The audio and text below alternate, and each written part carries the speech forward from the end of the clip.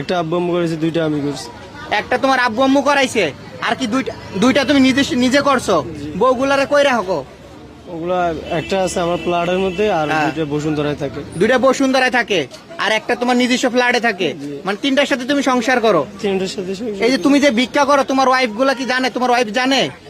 না। কি বলে বিয়া করছো তুমি? ওরা জানে যে আমি ব্যবসা করি। তুমি ব্যবসা করো? কিসের ব্যবসা করো? এক্সপোর্টের। ভিক্ষা ব্যবসা করো?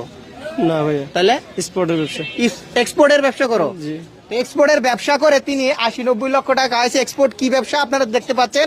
আজকে দেখেন সবাই কিন্তু একে হাতে নাতে ধরছে। হ্যাঁ, হাতে নাতে ধরছে। দোকানে আসছিল মানে ভিক্ষা নেওয়ার জন্য, কিন্তু তাকে তার একজন ভাই, এই যে ভাই, এই ভাই কিন্তু তাকে ধরে ফেলেছে, হাতে নাতে ধরেছে। সে ভিক্ষা করা অবস্থায় তাকে হাতে নাতে ধরছে। সে সুস্থ এবং সবল মানুষ। প্রথমে আপনারা যারা দেখেছেন হয়তো বুঝতেছেন যে সে কিভাবে অভিনয় করে।